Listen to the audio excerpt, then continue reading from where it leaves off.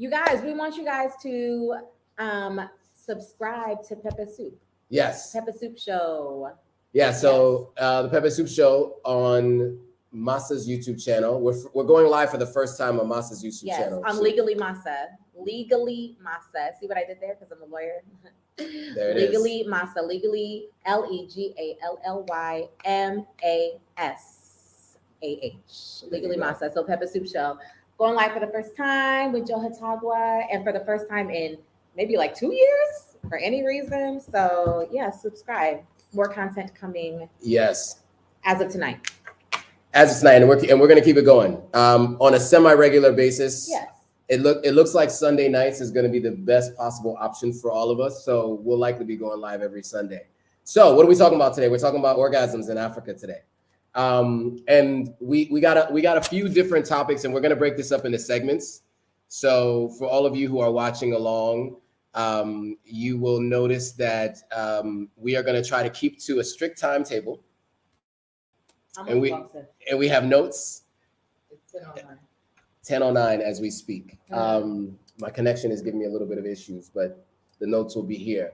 So we were referring to our notes today. We got a lot to talk about. Those of you who are just joining, again, we're talking about orgasms in Africa. I said that correctly. You heard that right. That's what we are talking about today. If you're watching on Instagram Live on Authentic African, that pinned description, that pinned link there will tell you what to do. Just click on that, click more, read that so you know what we're talking about. If you want to follow us on the YouTube channel, you can also do that too. Those of you who are just joining on YouTube, we didn't do the usual intro today because today we have a different kind of conversation with these two lovely ladies. You guys are already familiar with them if you watch on YouTube, so you already know. They've already introduced themselves to the other audiences. But we can do that again, actually, because it's a bunch of new people. Do you want to do another quick intro? Let's start this way and go that way. Sure. Good evening, good afternoon, good morning, maybe somewhere. To some. Yeah, it's evening to us, nighttime. It's about 10 p.m. here in Accra, Ghana. Yes. Peace. My name is Kenye Fudiyah, the Empress Fudiyah. And we are 100% here to talk about orgasms in Africa today. It wasn't clickbait. And then we talking about it. And I am Joannis or Joe Hatagwa. I am a Sierra Leonean American living here in Accra, Ghana, which is where I met these two lovely ladies, young ladies. And my channel is about my move to Ghana, building a house in Sierra Leone. We talk about all things related to being African and moving here from the diaspora. And today, as Kenye said, we are talking about orgasms. And my name is Masah. Legally Masah. Masah spelled M-A-S with one S-A-H. So Legally Masah on Instagram, Legally Masah YouTube channel. It's been quite defunct and inactive for about 2 years, but we are active again starting tonight. Please subscribe to the Peppeh Soup Show. It's going to be a lot of juicy content, focusing primarily on peppery African relationships, African divorces, Black divorces, Black love, and dysfunction, very spicy conversations that we'll be having. And so the first few episodes that you'll see on there are about my personal story as a twice divorced single mother who was married to an African, Sierra Leonean in particular. I'm not saying y'all are wild. And also a Trini. So from frying pan to the fire. Anyway, so very excited to talk about orgasms in Africa today and to hear all about what Joe has to say about it. Yeah, we got some stuff to talk about. Okay, so today we're breaking this up into a couple of different parts. We're gonna start with sex facts. So we have segments. So this is a collaboration between Peppeh Soup Show and Authentic African. So this is not my usual date to go live, but we are working together to bring you this content. All things dating on the continent of Africa, or dating from our perspective, now that we've lived here for quite some time, and we all have our own experiences. So the first segment is sex facts. And we thought we'd start with this because I was surprised by some of these facts and some of these studies. And yeah, I'm gonna let Kenye go ahead and explain Well, some of first, these we're going to facts. talk about what even got us on the topic of these sex Okay, pets, fine, because yes. it was an article that we saw. We're, again, in Accra, Ghana. Yeah. And I saw from an actual, like, a news source that's like a legitimate news source. Yeah. So I'm not really sure why this was breaking news, but hey, we're here to talk about it. So there's a young Ghanaian bikini model, Instagram hottie, actress. Something along those lines. Okay, she is named Sugar Titi.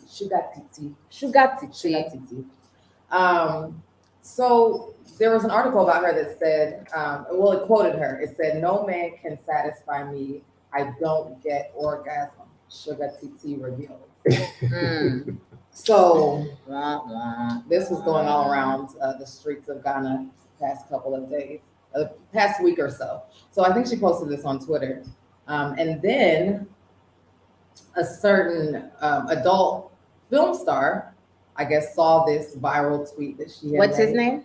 His name is King Nasir. Now, I'm not familiar with his work, I'm not either. but I actually did a little bit of research today so that I can be prepared. Okay. I didn't see any of his work, but I heard what the people were saying on Instagram. They said he goes in these films that he makes. So anyway, King Nasir saw Sugar TT's tweet and he's like, "Oh, sis, I got you." So he basically volunteered to His services. He volunteered his services because he is an expert. Is he an adult star? Is that Yes, okay? he's an adult film star. Yes. Okay. And so he's like, "Yeah, I can help you with that." Okay. And actually, his actual quote was, "I can help her have an orgasm." That was in response to this headline. And so then she responds back like, "Don't try and die, yo." Like basically like, "Don't hurt yourself." And he's like, "I can go multiple rounds, man. Like Professional. I do this. I can make this happen for you." So it's been a back and forth between the two of them. They're now things start to take a little bit of a turn because now they're like planning a sex match for lack of better. Like a match. So you know how there would be like a fight, a boxing match, and like you want to see these two people rumble? Right. No, she has an OnlyFans, right? Isn't this? She has an OnlyFans? I'm not sure if this has an What does OnlyFans. she I don't do wanna- on her OnlyFans? I'm saying no, people are like Maybe feet anyway. massages, I don't know what sis does on it. hand fetishes, like kissing feet. I don't know. I've never actually I don't know. done All I OnlyFans. know about her for real is that she takes pictures in like lingerie and stuff and like suggestive type of photos. She's a Okay. lingerie model. Yeah.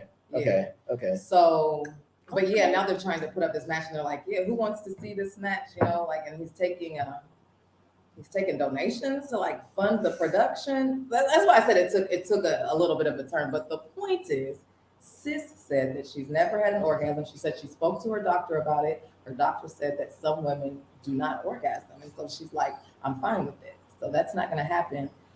She's just like, if you can match my energy, then we can have a good time. But as far as orgasm, she's convinced that it just doesn't happen. And this is by herself or with anybody else. Correct. Period. Correct. Interesting. Is that called anorgasmia? There was a term I saw something that said something like that. Sounds Yeah, about it's a right. condition. Anorgasmia, I think, is a condition that that they do use to describe those who haven't or cannot, Okay, habits or cannot. as far as I understand. That was the brief research I did yesterday on the topic. But these are the two folks we're talking about. So if you're watching on Instagram Live, on Authentic Africans Instagram Live, you can go over to the profile, go to the link in the description, and go to the live and just actually watch what we have on screen. This is what they look like. This is Sugar TT to the right, our Ghanaian actress, and King Nasir to the left, who's They look an really actor cute in together. his own right. Apparently, he entertains the people in that adult industry. Wow. I mean, this probably could be a really good scene. I would imagine this would probably do some numbers. I'm assuming it would do numbers. People seem to be interested. Yeah. But the point of it is sis has never had, and she goes on to say that she's had multiple partners. She was very transparent in this interview. Again, I don't know why we're discussing this, with the news. Right. But she said she's had several parties and it's just never happened for her. And she spoke to the doctor. The doctor said, it'd be like that sometimes. And so she's really okay with it. She was just putting it out there. So now we can get to the sex facts. That's what brought up the sex facts that we looked into. Because we're here to get to the bottom. We're here to get to the bottom of the matter from an African perspective. I think about orgasms in Africa. Yeah, and when you had mentioned this story, I had mentioned that I follow a urologist online, and you're she such talks a fan. What's the urologist's name that you follow? Her name is, what's her name again? Her name is it Nadia? Joe's a huge fan of this urologist. I'm a fan of her content, but I don't know her name, honestly. Okay. Because you remembered her thumbnails, like you remember videos. It's because she says her name very quickly, but I just want to get to the content. But she is a urologist, which is a male reproductive doctor. However, she does talk about male and female, or those who own a vulva and those who own a penis, their interaction sexually. And how, things about lasting longer, things about size, all kinds of different things. And so it's really helpful for people like me as a man who want to talk to a urologist or get information from a urologist. 3 million views, 10 million views on her videos. Very well attended her videos and her lives and her videos. So anyway, she had mentioned that there was a study done in North America and another one done in Europe about orgasms. And I thought maybe we should talk about that here. And then we also talked about how that could potentially correlate to what's going on in Africa. And that's what led to this discussion. So do you want to get into the studies? But before we do that, there was a little bit of, I did a Google search. I had Perplexity do this for me. With these questions? Yeah, the statements before, what percentage of women orgasm in Africa? Like if you Google that and you try to do some research, you can't find much information. Okay. All right, so you Googled this question? Yeah, I use Perplexity, which is an AI that uses, it basically uses 5 or 6 different sources to give you the answer. Okay. And so this thing is supposed to be better than us at searching the internet, and really couldn't find much of anything in terms of studies on, pleasure as it comes to sex on the continent of Africa. There are conversations on health, and reproductive health and things like that, or crimes against people. There isn't really much conversation about pleasure, and that's what this was saying. Basically, it said there's no clear answer to this question. While there are studies that have been looked at, the percentage of women who experience orgasms in different parts of the world, there is no data specifically for Africa as a whole. It's important that the role of cultural attitudes towards sex and sexuality can vary widely across different regions and communities, which can affect sexual behavior and experiences, as well as willingness to participate in studies and surveys. So basically, we don't have studies here on the continent of Africa that ask people these kinds of questions that other continents have asked and have participated in. And so that's what led us to kind of look at these studies and to talk about them. So there's these 2 studies, and I'll leave it to Kenye to go through them. So 2,300 women in Hungary and the USA were surveyed. Of those 2,300 women, 8% had never masturbated. 14, on average, they take about 14 minutes to reach climax with a partner. Without a partner, they're reaching climax in approximately 8 minutes. So they're climaxing faster by themselves. Right. But first, twice as fast. Almost twice as fast. Twice as fast. So also, the majority of women climax faster if they're older or in a happy relationship. Wait a minute. If they're older. Well, and what she said, it was I think her name was Nadine. I don't know. What she was saying is because they tend to know their bodies better as you age, and then if you're in a happy relationship, you're more likely to communicate these kinds of things, so you can actually guide the man to get you to where you need to go. Okay. That's what she said. Okay, interesting. Measure time to orgasm. So 645 women in the US, UK, Netherlands, and India. Oh, with the stopwatch. Okay. So there were 6 to 20 minutes, and the average was 13.2 minutes to orgasm. 17% reported never having an orgasm, and 69%, now we're getting to the meat of it. Mhm. 69, a whopping 69% reported that they needed what? Clitoral stimulation to orgasm. Now, why is that important, right? Like, so I have a friend that teaches sexual reproductive health and sex positivity I believe them. in Sierra Leone. And one of the things she had mentioned to me as part of this process is that people don't talk about what's working and what's not working with their partner, right? Especially the younger generation of folks, right? Most of them learn about sex through adult films. And so they're not doing what matters to their partner. They're doing what they think they should be doing, and they're doing it for themselves. And so part of that has led to us talking about some of the other things I think that we know as issues here, right? So we found some facts. And how do we get to this though? Was it as we were talking about it, we were just like, part of it could be this?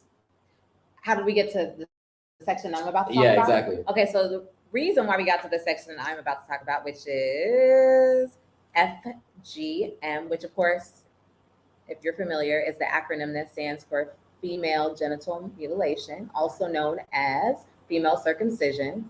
The reason we got to that topic is because as soon as you mentioned this whopping almost 69%, almost 70%, almost 7 out of 10 women who they orgasm, they're in relationships, they've had sex, maybe they have multiple partners, maybe they orgasm regularly. The fact is 7 out of 10 cannot orgasm without clitoral stimulation.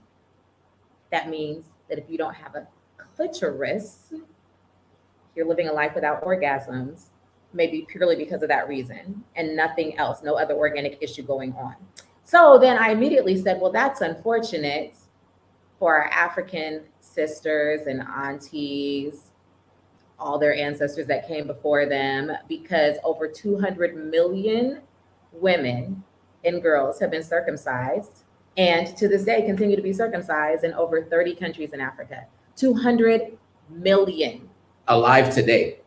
Right now, not historically, 200 million. And you have to think that because of sensitization, because of UN interventions, because of World Health Organization interventions, and, you know, sensitizing communities about stopping FGM, you got to think about how astronomical that number has been generations before us. I mean, quite frankly, without needing any anecdotal, information whatsoever, there is not one single Sierra Leonean, probably not one single Nigerian, not one single Ghanaian, who does not know or who does not have relatives who have undergone FGM. Certainly not in Sierra Leone. Like, nobody doesn't know multiple schoolmates, cousins, aunties, friends. It's just a way of life, particularly in some cities versus others. And definitely in the cities, in the part of the country where our family is from. So that's what immediately came to mind. I was like, my goodness. So all these women need clitorises to orgasm. And therefore, what does that mean for our relatives who have undergone FGM? Okay. And so one statistic that's always stood out for me about Sierra Leone is how in 2017, we were voted by National Geographic as the worst country in the world to be born a girl. It has never left me. The worst country in the world to be born a girl.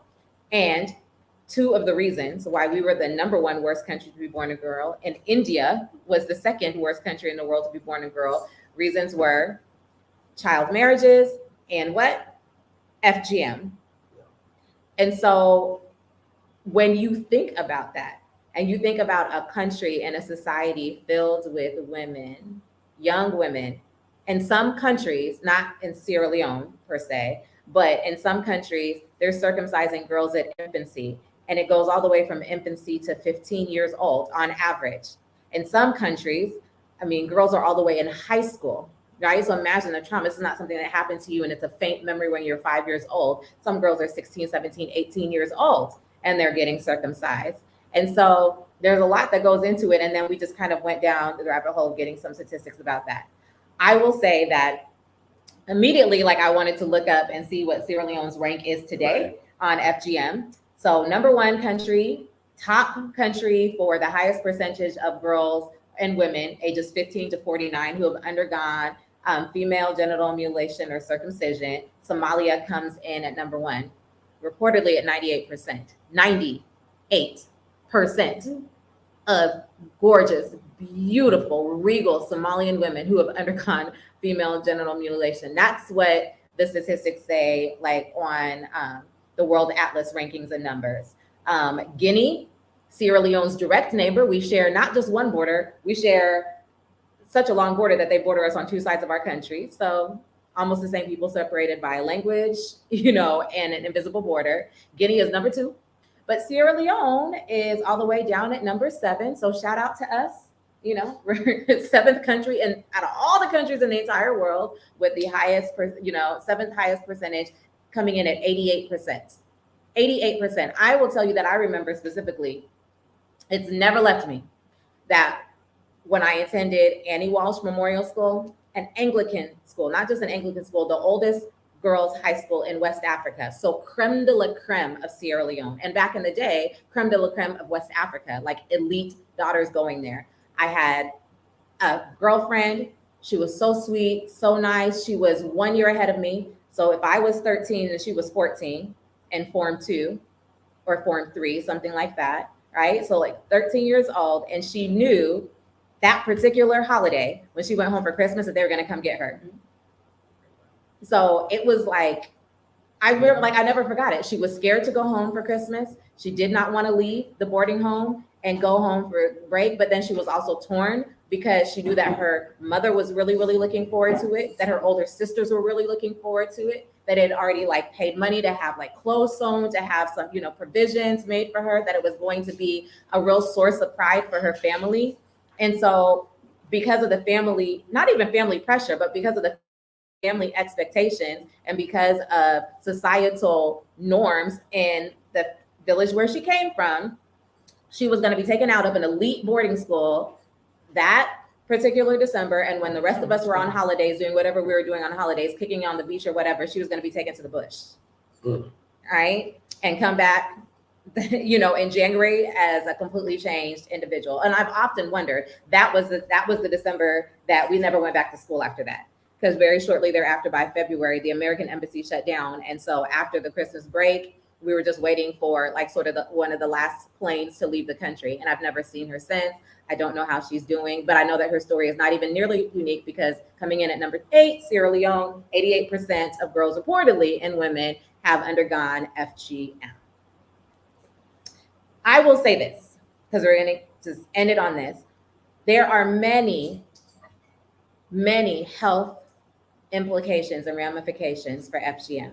I don't even want to be a Debbie Downer now to even talk about the different types of FGM, but there are multiple different types.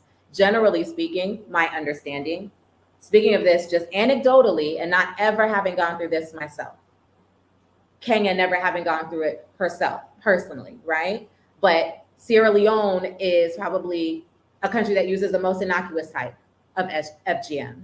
Some of the other ones they're shocking. They sound shockingly painful. They sound shockingly traumatic. Not that what girls go through in Sierra Leone on a regular basis is not shocking, right? Certainly, again, the clitoris gone. That's for sure, right? That we can say. That when we say female circumcision, the least of it is that your clitoris is removed by a blade, generally in a celebration, coming to age celebration, where young girls go into literally the jungle, the bush, and they come out and they're women, right? So a time of celebration for a family, and for a community. So what I'll say is, not having gone through that and having many, many, many, many people in our family go through this, to the extent that when our mother told our grandmothers that we were coming to Sierra Leone, at that time, we're all 2 years apart, the 3 Samfray girls. Kenye was 9, I was 11, Senya was 13. 9, 11, and 13. Perfect prime age to be joined into these societies, right? That when my grandmother was told that we were coming, she literally said, we cannot wait for them to come. We're taking them to the village so that we can put them into society. And my mother was like, What are you talking about? Absolutely, under no circumstances. If you lay a hand on the girls, we're going to bring them immediately back to the United States, and you'll never see them again for the rest of their lives. And that was the only reason why it didn't happen to us. So I say this with the utmost respect, the utmost understanding about the societal and family pressures. I say this knowing that there are some girls whose parents, even in this day and age, are kind of ambivalent about it. And the girls, the women, the young women are the ones that ask to do this. They're the ones that want to be a part of the societies that maybe their grandmothers and mothers were a part of. So we say all of that with all of this understanding, but there are actually no health benefits that we know of, and lots of ramifications. And so when you talk about 69% of women not being able to orgasm, like that was really immediately where my mind went.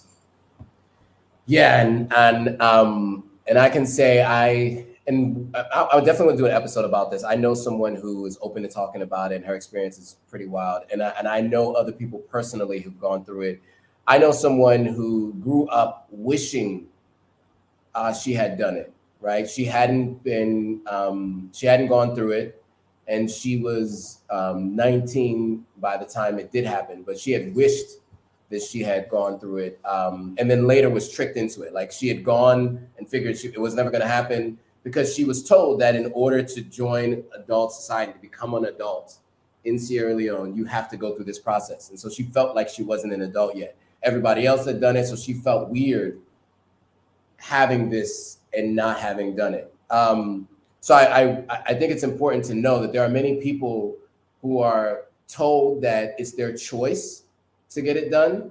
But when you think about your tribe and where you grow up and how you're told that you're not an adult unless you do this, you don't even know that it's your choice, right? You're telling yourself that I'm not a part of this society. I'm not an adult if I don't do this. And so I think a lot of people question, why would anybody volunteer to do this? And that is why, right? You feel like you're not a real grown woman, or you're not a part of a society if you don't do it. So I mean, and having known someone who's gone through it and having family friends who've gone through it, it can have long-term lasting negative effects on health, on intermarital relationships, and just the enjoyment of being intimate with someone. So it's terrible that it happens so often. And the number was 200 million people walking the planet right now on estimate. In terms of the continent of Africa, there's a little over 1 billion, so that's like 20%, right, of the continent that have gone through that. So just to keep that in perspective. So yeah, I don't know if you have any thoughts, Kenye, on this. No, we don't want to belabor the issue. We just wanted to bring it up because, like we said, initially we saw this article about this girl, and I don't know her situation, obviously, but not being able to orgasm is a serious issue for a lot of women in Africa, and it's because of something that happened because of societal pressure and a lot of times against their own will. So I will say this. The other thing that stuck out to me when I thought about this, because I'm not I wouldn't describe myself as an active feminist, right? Like feminism by the actual definition, yes, of course I am, right? But I'm not I am woman, hear me roar. Also, we were born in the US, but do not let these accents fool you in any way, shape, or form. We are very connected to our family. We're very, very connected to our roots. We're very, very connected to our cultures. So when, for instance, I'm a member of a sorority. Maybe you can guess which one it is. Anyway, there is no sorority like the sororities that our grandmothers and our great-grandmothers and our great-great-grandmothers 10 generations removed went through. To this day, anytime we have a wedding, you have a funeral, you have an engagement, you have some kind of family function, there are things that those women who are part of that sorority can do that we cannot do. Dances that they can do, the rooms that they go in, they just disappear. Family functions, and you don't know where your aunt is or where your mother is. They're just gone for a while and they come back and they're just a clique, a tight knit clique. I mean, it was more than just, especially back in the day, especially before girls were really going to secondary school and going, like, getting formal education. It was more than just you went in there, you were tricked into going into the bush and you came, that happened and bam, you came back. Girls would be gone for months. Right. They would be gone for months learning how to cook, learning how to sew, learning how to be a wife, learning how to be a woman. And when they came out, they were marriage material. Now, they might have also been 13 and 14, which is a whole nother layer of the issue. But the fact is they were marriage material. So think about what that means in a society where marriage means so much and family means so much, children mean so much, lineage means so much. If you're not marriage material, you're your mother's hopes and dreams, you're your father's habo, hopes and dreams, and you don't undergo this, there are a lot of implications. So anyway, that's all I'll say about that. Africa's still out here being a misogynistic society. It just is. So it all ties in together. So when we have a situation where 200 million girls and women in Africa are living in a situation where it is outside inflicted anorgasmia, they are unable to orgasm because they have undergone this kind of trauma, physical and emotional trauma. And then we have a situation where that's coupled with men being expected to have multiple mistresses, maybe even multiple wives, but just multiple women, girlfriends. The side chick has a side chick has a side chick sort of society. And then you're putting girls through a situation where they are desensitized physically to sex. I mean, think about the message that we're sending. So it's not enough, never enough for some of the men, and the girls are out here desensitized from a very, very young age, not ever knowing what it is that they're missing out on. So a lot of issues surrounding this topic. So that's how we went down the rabbit hole. Yeah. That's that. Yeah, so we wanted to start with a story that was an interesting one, but then also share some details because I think it's really important to know that, right? I mean, I don't know if people are really aware of that. I knew people around me, but I didn't know those details and those numbers. All right, so if you guys have any questions, comments, let us know. Okay. But let's move on to the next topic. So we have another segment, and I'm so excited. I'm so excited. so it's a little bit lighter. And our next segment is called Can You Imagine? Can you even imagine? Can you imagine? Imagine. Can you imagine? Hey, God. So in this segment, I basically find stories from different sources on the internet. I'm going to share the stories with my co-hosts and ask, Can you imagine? Huh. Can you imagine? I'm ready. All right. So I can't wait. So here's an interesting. Why are you laughing all over? It's already. It's interesting. Okay. So first of all, shout out to Six Brown Chicks because I saw they have a live chat thing where they ask questions and people send in their anonymous scenarios. So okay, I got this from their Twitter feed. Oh my God. A teen boy hit my teen daughter at school. We had a parents' conference. Okay. And at this conference, I saw the boy's dad. Oh God. It was love. Oh. We had sex. Oh. I convinced my daughter not to press charges. And for instance, her face will heal. I convinced my daughter not to press charges. Her face will heal. The dad ghosted me. His son goes back to school and teases my daughter. Your mama bust down. No. My dad had sex with your mom so that she would drop the charges. See your life. See your. Can you imagine? Can you imagine? See your son's life. So let's unpack this. This is a mom. Mm-hmm. This is a mom. It's like she has a teenage daughter, so high school. Apparently, the daughter's already getting messed with by this boy. The boy has now hit the teen daughter in high school. So she already had some issues at school. They had to have a parent conference about this. She gets to the conference, sees the dad oh, hey, Zaddy. And the dad is like, perfect. Hey, girl. He says whatever he says. She swore it was love at the time. She said it was love. They had sex. The dad ghosted her. She didn't hear from him again.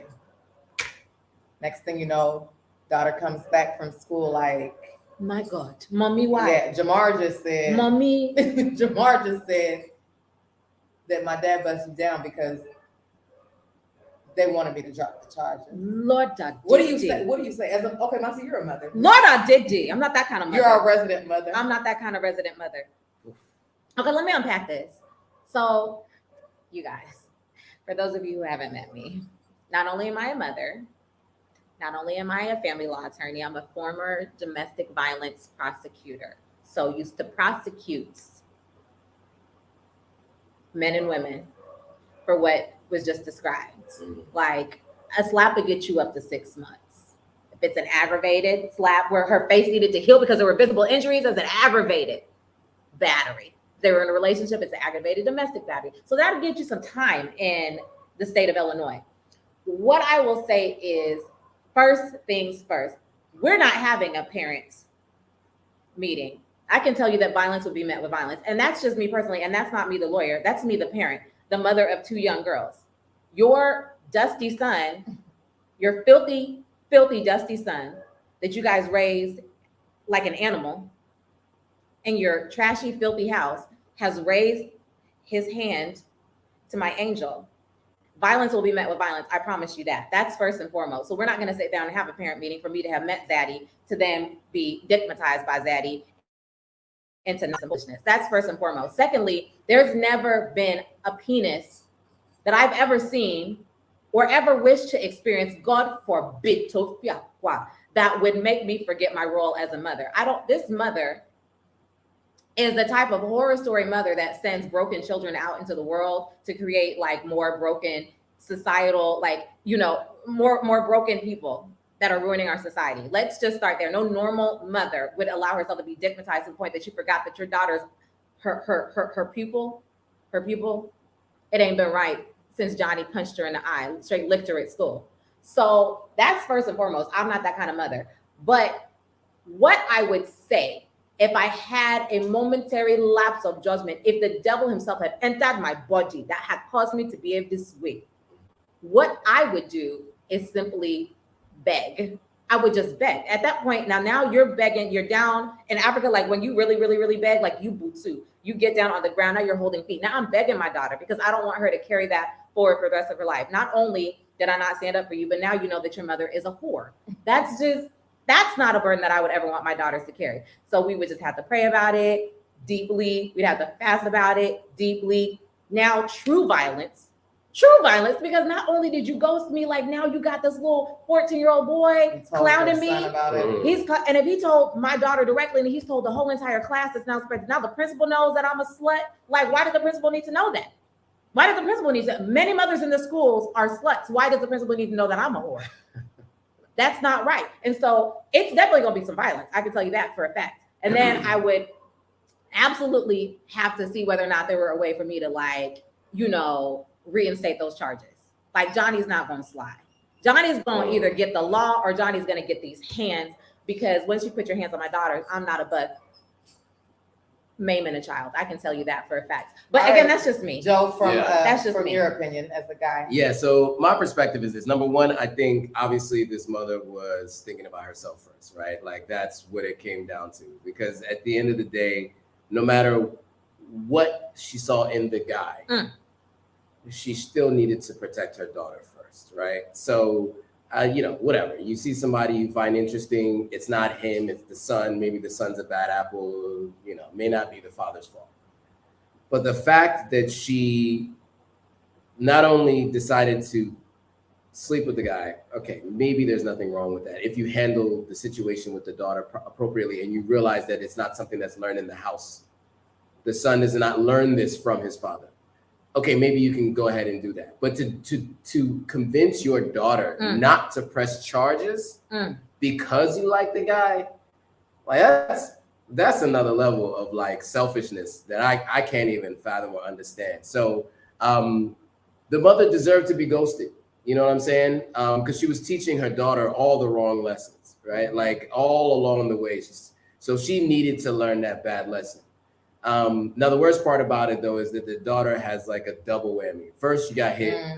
Now she's hearing about her mother acting in a certain way, and the charges aren't getting pressed because of these things. It's like all these things happen. So yeah, I mean, that's like the worst possible scenario that mother could have put her daughter in. It's wild. Yeah. It's wild. Deep therapy. People But humans are forget disappointing. sometimes that that kids deserve respect. Did we talk about this before?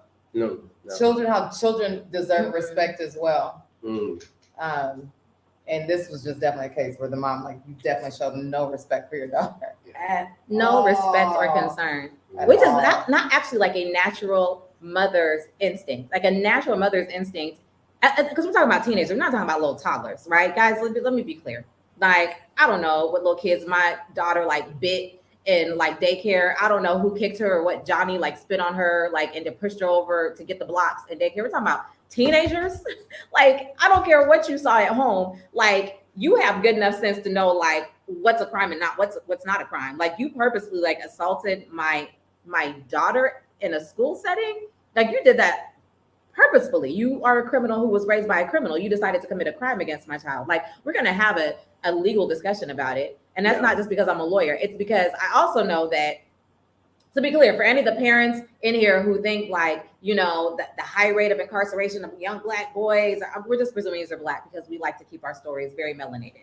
Yeah. Okay, so in our head, he was a zaddy because he was a Black older man with a beard. I'm gonna start. First of all, it was a beard involved. He had a beard, and I can tell you for a really fact that there was a beard involved, and it has some salt and pepper in there, like this right here. There was a little gray in there, and that's what confused her. And you guys have to be very aware of men who walk around with beards that connect. With and I feel like we beards. talked about With that beards already. that connect. Why does your beard connecting connect? beards. And that's really that's what I want the takeaway of this to be. Why does your Oh, beard man. connect? And why, out of all the men in the world that you could have busted down for, why did it have to be a criminal's father? Mm. Why did it have to A be criminal that assaulted a criminal who like committed a crime against? Anyway, Your child. anyway, y'all. Yeah. That That's was the just- Can You Imagine? Can you for even today. imagine? My We're just God. gonna keep it at one today because of time. Because Yeah, so that's we are That's running it. low on time. So we got two more segments. We have the famous family law segment. Oh, the famous family law segment. You didn't take any notes from me, but anyway. Okay, so I Or don't have Gabs the, and D Wade. You knew I it. don't have the exact date, but let me say, Gabs and D Wade, they, you know, live in California. But for those of you who know, you know that D Wade actually they both hail from the Midwest, and D Wade hails from the Chicagoland area. So when I was a baby attorney in Cook County, his case was originally at the Daly Center, which is the largest courthouse like in Chicago, With his right? ex-wife? With his ex-wife, Siobhan. Siobhan, also known as Sis, who was like, you know, the love of his life in high school or whatever, very religious. When I say religious, I mean obsessively so, right? That this is not then sick. This is not what I heard. This is me being a baby attorney, going to the Daly Center and seeing Sis outside with poster boards and a one-woman protest like during their divorce proceedings. She was that chick, like dressed like a homeless person, going through an active divorce from an active and a very successful NBA player who was outside like protesting him by herself. And some of it was just because at the time we had no idea. And I don't know that this had anything to do with it, right?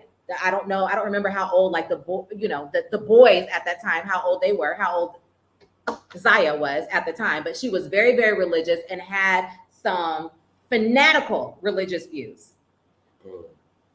She lost the custody case because of her fanaticism, not necessarily her fanatical like religious views, but this is the background story that I'm trying to give you guys, right? I know the guardian ad litem very well, like a very good close attorney, like friend of mine. Like I did some political comment or, you know, legal commentary on it, like on some news stations. Like she lost actual custody of the full custody of the children to D Wade because of some of her fanaticism.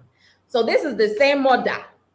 This same woman is the one that you want to now be in court with in LA and to be trying to convince her that her son wants to have the legal right to become a woman. In any event, I say all of that to say that as of last week, and I apologize that I don't have the exact date in front of me, D Wade / Gabrielle Union / Zaya won the legal right to be able to have her gender match her identity. she has the legal right to have a sex change as a minor over her biological mother's vehement objections.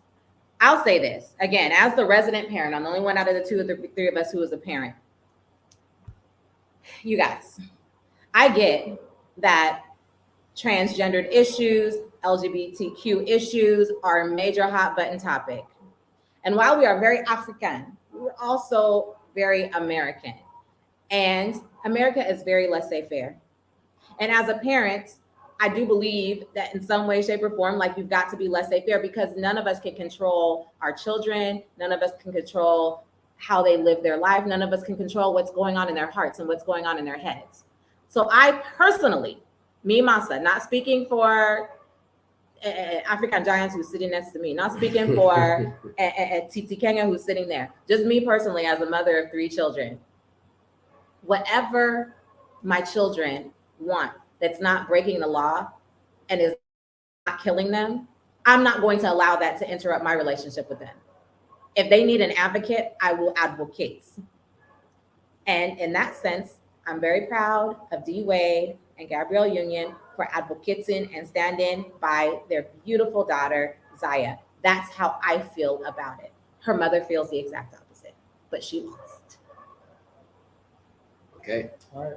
And so my thoughts on this are as follows, right? I think it's a very complicated topic, right?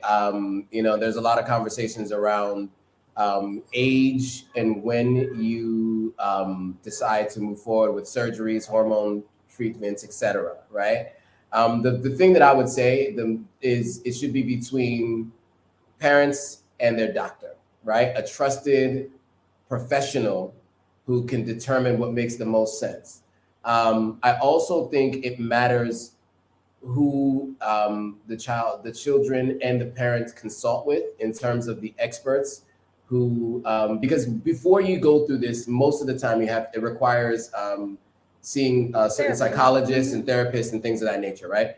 So most of the time though, the therapists that you go to have transitioned themselves. So in general, for the most part, you do end up with someone who has more of a biased opinion in terms of this is what they've always wanted. They're happy in that stance. I think what would probably make the most sense is to talk to people who aren't happy, who have made the transitions, and then those who are. So you get an idea of like a broader range. But I also do think too, it should be between the parents and their children and their doctor. The one thing I would say though about children in general, regardless of the topic, is transformative changes to that person. I would recommend waiting till they're an adult and at least they have the idea to understand a little bit more the longer term implications of their actions. Because the longer you're on earth, the longer you have experience knowing the long-term effects of the things you do. Because there are numbers out there that people don't talk about in terms of depression, suicide, and people wanting to change back, and you can't, it's irreversible. So I do think it's important to have all the facts. And so that's the one thing that I would say is that, obviously, I think she is 13 or something like that. And so in my mind, I would recommend if I'm the person who's talking to someone, like it's a family member or someone, that, they do what they can to make that person feel comfortable in their skin. But in terms of life-changing and life-altering decisions in terms of surgery, my recommendations wait till they're at least 18, to make those decisions. At least they'll have more of an understanding of what's happening in the world around them and people who've maybe experienced both sides of it. So that'd be my thought and my recommendation. But in terms of what they're doing in particular, they seem happy. It just seems like one parent is not. And at the end of the day, if they don't have custody in this particular situation, they don't have a choice. And so I sympathize somewhat with her, but I also understand that, at the end of the day, it's really about their decisions, who have the decision-making power. So that's my thought. And this, okay, first of all, let me say that I concur with you on that issue. As a parent, if I had a child who came to me with this issue and it required irreversible, actual physical transformation or some other irreversible change to who they biologically were at birth, I would absolutely want to wait until they were 18. I would wait until they were 18. They chose not to. They chose not to. And at this point, everybody except for the biological mother seems happy with the decision. And so all I can say is like, I support them in this, and they're using their platform to try to empower other people whose parents maybe aren't as forward thinking and aren't advocates, you know, for them, and other people who are going through what Zaya has been going through without the results, because they don't have parents who have the maybe the wherewithal or the resources to actually go ahead and go through with it. But I would personally wait until, yeah, my child was an adult so they can make an adult decision on their own. That's a fact. What I will say is that this is not an isolated incident. It's not isolated. As a family law attorney, I can tell you that these issues are being litigated more and more often. I was a guardian ad litem, which is an attorney appointed to represent children. Actually, it was a rabbi and her husband. I represented the husband, the non-rabbi, but both, you know, Jews, and they had twin daughters, like, so they were assigned female gender at birth, and one of them during the divorce, it kind of come to a head that she wanted to you know, identify as male. And so it was a big litigation because the rabbi mom wanted to support and be an advocate for her son, and father, my client, who was a questionable father at best, but father nonetheless, you know, was adamantly opposed to it. So it's being litigated more and more often. This is just the most high profile case involving a minor child, but this is happening every day in courthouses around us. Well, I don't have much to say on that. You know, it's really none of our business, to be honest. Man, say it. So I agree with what Joe was saying. I feel like it should be between, you know, a child, their parents, and a doctor. But I do understand that they do want to advocate for other children who are in a similar situation. So, you know, more power to you. If it were my child, I think like you were both saying, I would want to wait till they're an adult, because at this point, Zaya, Zaire, right? Zaya. Zaire.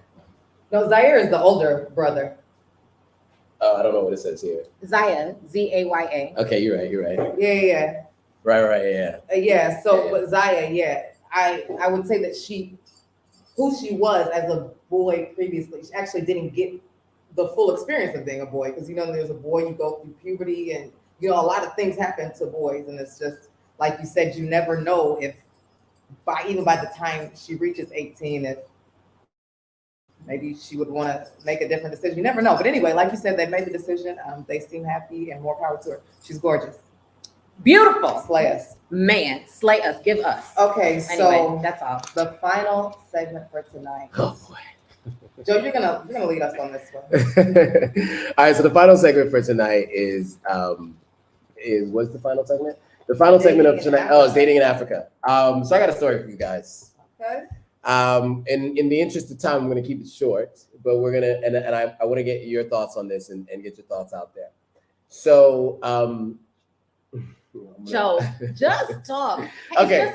It's just us. It's just us. Friends. So you guys know that I've had some dating topics we talked about before, and this one in particular I haven't talked about on live before. And so I met a young lady here, a Ghanaian woman here, at some point in time in 2022. And her and I were getting along. She is getting deeper in her religion. She's a Muslim. She practices Islam, and she's moving towards going towards like hijab and really fully dedicating her life to Islam. And when we met, it was very clear that I am not a Muslim and I wasn't converting. And also she was looking for someone to help her get closer to her religion. And I knew that was not going to be me. I knew some things that she didn't know, just because I know a little bit about a lot. But obviously I don't study the Quran. And so when we met, we kind of were going with the flow. Like we would date, we get to know each other, we would hang out. She actually met some of my friends We went to a party together and like we hung out. Not us. She didn't meet you guys. No. We refused. No, she didn't meet you guys. Don't involve us. Go ahead. So I think the interesting thing is that she told me when I met her that she was practicing celibacy till marriage, and she proceeded to say that the reason for that was because the previous year she had a couple partners, and none of them took her seriously. And so we decided that we weren't going to, be intimate, I guess. She decided we weren't going to be intimate. So, to be clear, she decided, which is fine, no judgment. But that obviously means that then, we are more like platonic friends.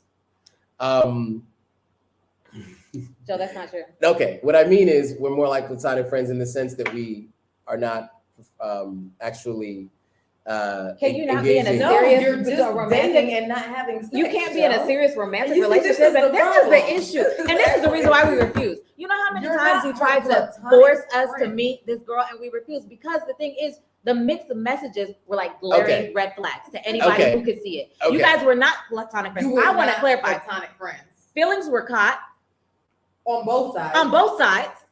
We were getting deep into it. Me and Kenye have to hear about it every single time. Every single time they go on one of these platonic friend outings Right. over dinner. They platonic friend hanging out. They platonic friend like kissing and stuff. We have to hear about like these non-feelings. Just like I know it's not going anywhere. It'd be a hour and a half conversation about all the places that it went, just to end with like, I know it's not going anywhere. Do you know that it's not going anywhere, or are you ready to now commit yourself to Allah? Because I don't understand why this went on for so long. So you were not platonic friends. Please stop that. Okay. Feelings were caught. You cared. I know. Okay. And yeah, that's true. So yeah. do you have No, anything that's to just, add? we're just here to Correct the To record. correct it- We're here to correct correct the record. record. Let the record reflect. Okay. All right. So some things transpired where I don't know if I want to get too deep into those details, but basically Nobody knows who you're talking about. a circumstance happened in which she was expecting to come into my place. Someone else was there. She left abruptly, and now she does not talk to me at all. We do not communicate at all. She felt as though the person who was at the place.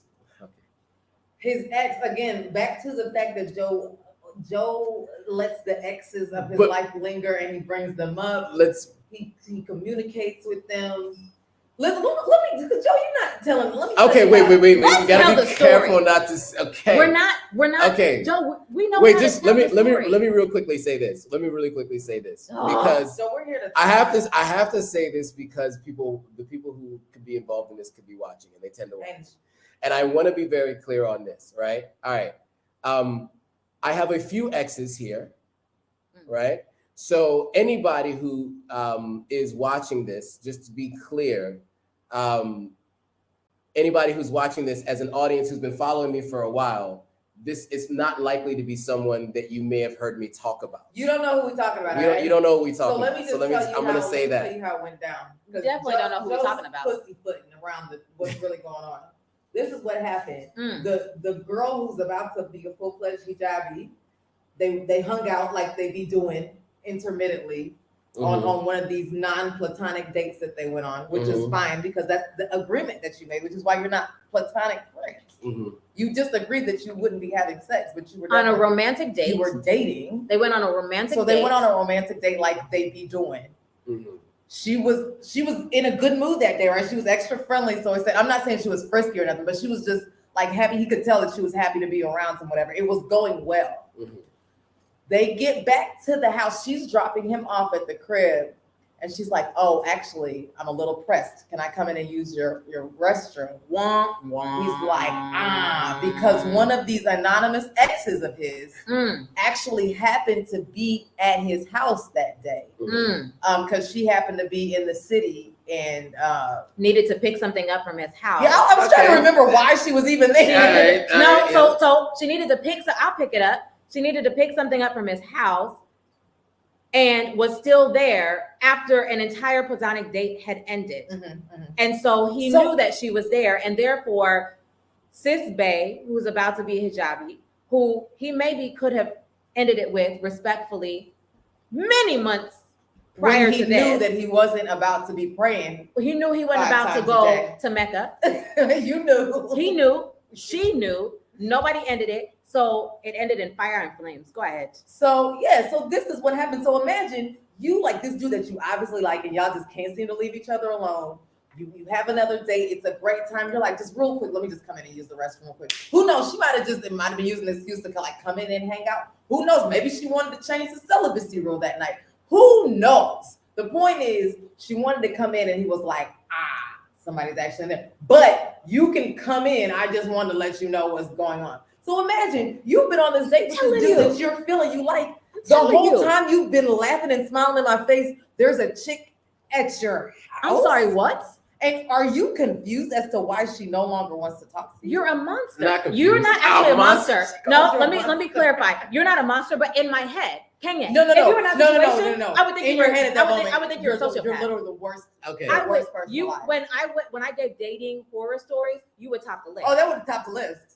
There's nothing that would top it. Joe, I want to be clear because Yeah. you're such a nice guy. Yeah. You're not a bad person. You're We're not just a bad about the person. role I'm that telling you, played in this If I'm situation. her, Yeah, I'm yeah. sis in the car. All I want to do is come in and pee. I didn't say marry me. Let's go to Mecca today. Yeah. Convert. What I said, I want to use the We've restroom. had a good time, please, Sir? as my friends, as a more than a platonic friend. We've been these romantic platonic friends for a long Can I time. actually just Can I use your just restroom pee? real quick? And I can't go in because somebody was there this whole time while I've been on the date. Be About clear, that. she could have gone in. I Yes. just said and Jaya asked a really good question. She was still at your place while you weren't there. Jai, ask this question. This is my cousin In Jaya. Sierra Leone, we go Jaya, say this is my cousin. Azamba. This is my cousin Jaya. So yeah, I mean, look. So for more context, right? I'm friends with all my exes. Let's start with that. Number one.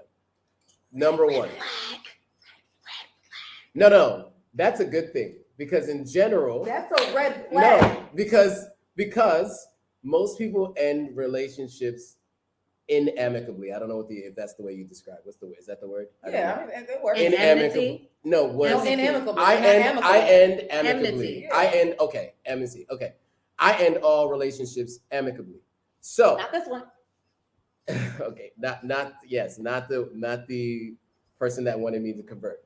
But in general, it does. Now, I think the reason why this situation was so like out there, because this has never happened to me before in my 30, almost 39 years of life on this planet, I have never had a situation that ended like this or had something like this happen. Hot Right? messy mess. The reason why it happened this way is because of how I feel it's important to be nice to people. And I was being a nice guy that day. All right. Mr. Nice Guy. Somebody needed to come get something from me.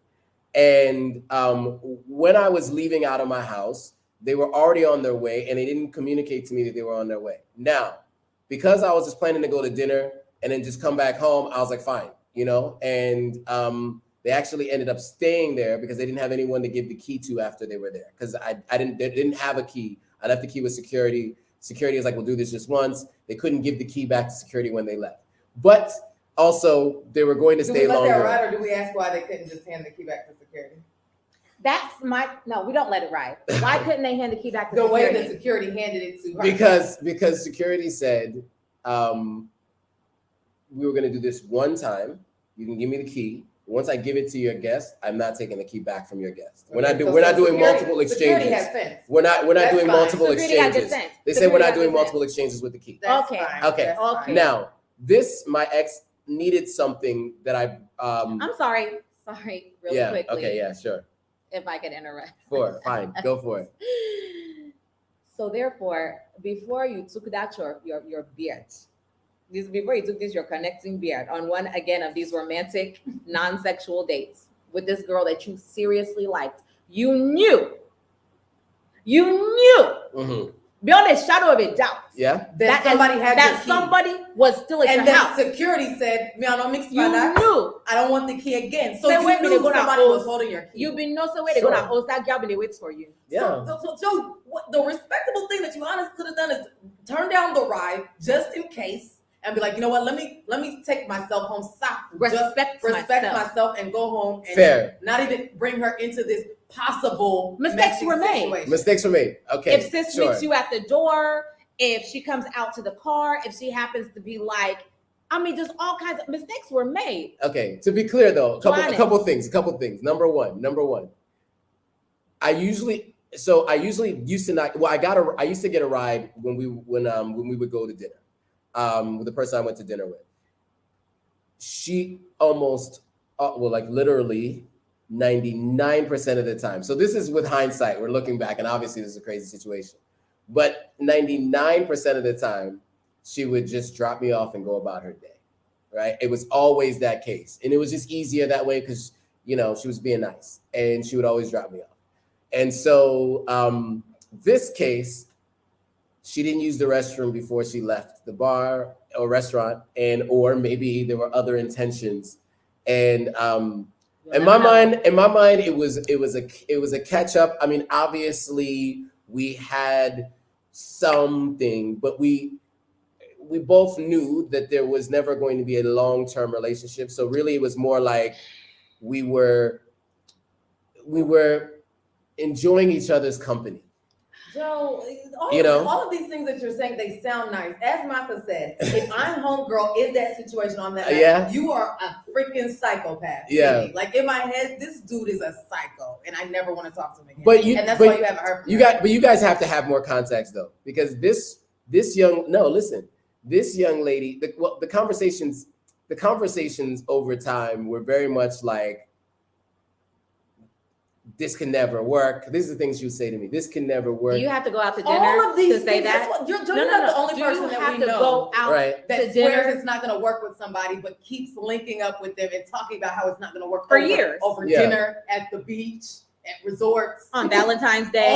Like, I don't do that. While Ramadan presents are being exchanged. I'm just saying, do you have to it's keep on meeting up to at say dinner? It's never going to work. Yeah. It's another thing to continue to date, essentially. Okay, fair. Sir. Fair. Well, yeah, big. So look, guys, I made a huge mistake. No, it's not even you. What this was, I'm gonna tell you what this was. In Creole, we would say, "Now God, now you waiting." Come on, behind you.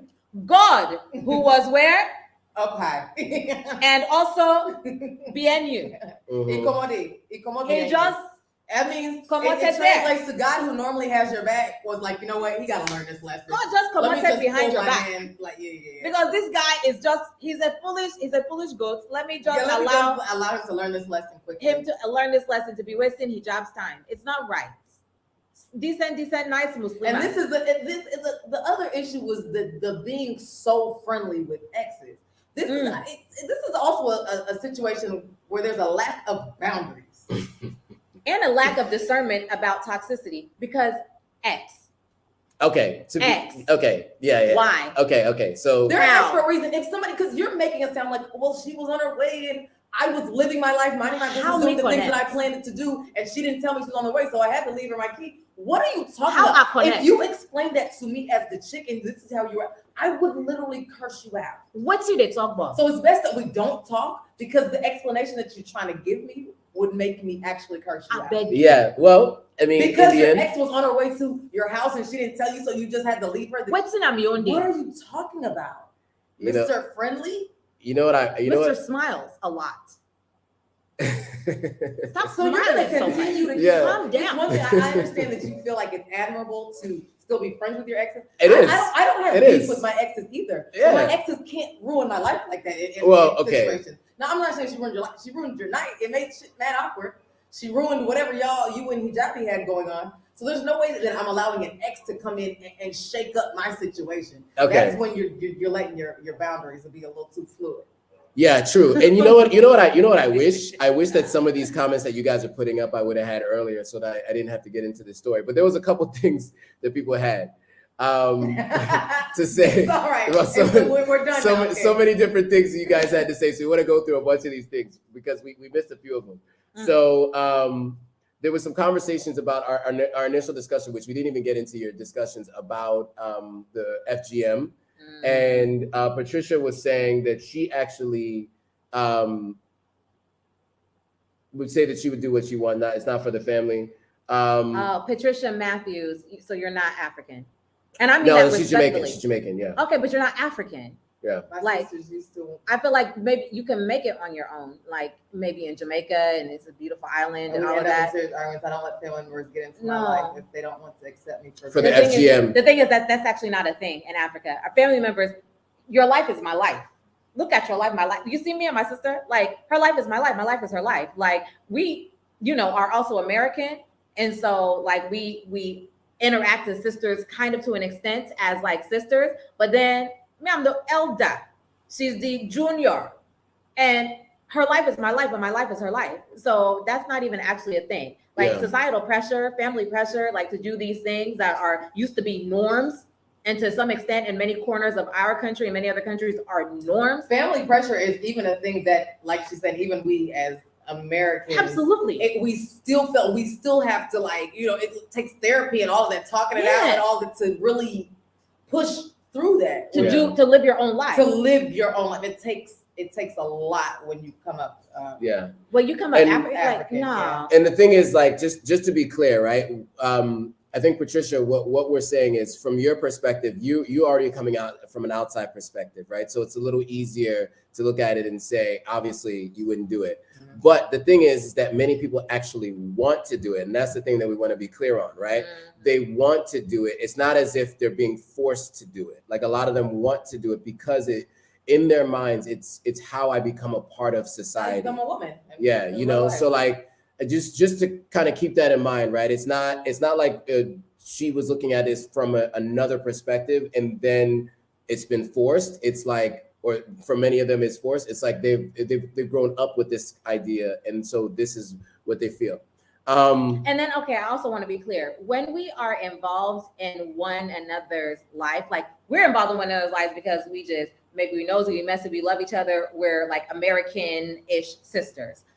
When you are like siblings and you are like nuclear families in Africa, you are dependent upon one another for your daily bread, literally and figuratively in many ways. Like when people say it takes a village, it takes a mama, it takes an auntie, it takes a grandma, it takes a sister sometimes to get through school, to pay school fees, to pay hospital bills, to take care of your kids. Like, I mean, this is like really serious. It's more than just like being in each other's business. Societal pressure is a real big thing because if you're ousted out of your society, your village, your home, your family, it could have serious ramifications for you.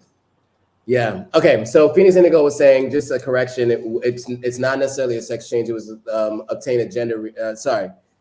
It wasn't a gender change. It was a gender change, not a sex change for Zaya. So it's not legal for Zaya to obtain gender reassignment surgery. Zaya was medically cleared by medical professionals who evaluated her. Okay. So thank you so much for clarifying there was a clarity there. Then back to the last comments. People go back and forth. Jai says it's not a red flag to be friends with your ex. He asked me what I did wrong again. I am not going to put up with you. The last question you asked, Jai, because I'm not answering that question. Jai is a wild man. You think I'm going to answer that on the line? But what was the question? Now we all want to know. You go see on later. We go talk about it afterwards. Don't read it out loud though. We can talk about it after. He was too friendly. That's what he did wrong. He was too friendly to everybody. At least on the one day, pick who you're gonna be extra friendly to. Jai, I'm open. I'm not that open to discuss. You gotta be an exclusive relationship with the person. At least on her day, on her evening, let it be her evening. Yeah, come on now. Okay, guys. So we went a little bit over time. This has been a really interesting conversation. This dating in Africa stories, I got plenty. Just so you guys know, that's just one. That's the one I decided to go over today. Today's story. That was probably the most the craziest situation I've been in dating. Like I've never had a situation. I just want to say salam alaikum to our sis who happened to watch this. I want you to keep the faith, stay on your dean, and forget all about this dude. He's not the one for you. Girl, Yikes. forget about this dude. Yikes. You don't need to be his He's friend. not a bad guy. What I will say is, forget about him. whatever stories you've now told yourself about how like he was playing you, he really wasn't. He really wasn't. And maybe if you would have persisted and stood the test of time, next thing we would have known, we would have been at the mosque.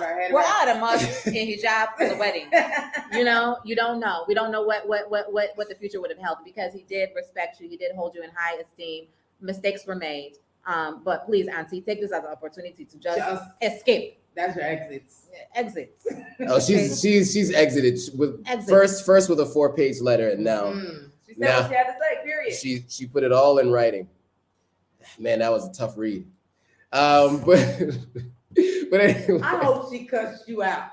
She didn't, because she's a respectful Muslimah. I hope it felt like she cussed you out. And sometimes not getting cussed out. Sometimes not getting cussed out hurts more. But you know, just know that I still think about you in high regards, and I hope that you find what you're looking for out there. And one day we can still, you know, you'll find your guy. Let's wrap you know what I'm saying? Inshallah. You know what I'm saying? How dare you? I still respect the religion. I'm just saying. I still respect it. I'm just saying. So for you, I do hope that you find what you're looking for. And other girl, stop forgetting your stuff at our brother's house. Stop forgetting your stuff at our brother's house. Anything that you've forgotten, just forget about it. Anything that you forgot at his house, just leave it there. Because you people not you don't tire with Tuna. It wasn't something she forgot. It was something she needed to something that was like delivered. Anything. I do not care. Cut ties. We don't tire. We don't gain. Not to today begin spoil business. We don't tire. Okay? Yeah, let it do so. Let it do so. Y'all, we got somewhere to be. Listen, I'm trying to be in these streets. I'm dressed like this because we on the way to the club. Yeah, I don't even have my outfit on yet. So we gotta go. It's been real. It's been fun. Orgasms in Africa. Orgasms in Africa. Do they have them? Yes. But many women do not because of FGM. Allah Vista and Chavez TV. And thanks for watching, guys. And we do plan to be doing this on a semi-regular basis. It is going to be on Sundays. We'll be letting you guys know before we go live. Thanks for joining. Make sure you like, comment, subscribe. If you're on Peppeh Soup, come over to Authentic African and subscribe. If you're on Authentic African, go over to Peppeh Soup and subscribe. If you're watching on Instagram, make sure you go to the links in our descriptions and you head over to the YouTube channel and subscribe. Thanks for watching. We will see you guys all on the next episode. Pew, pew, pew.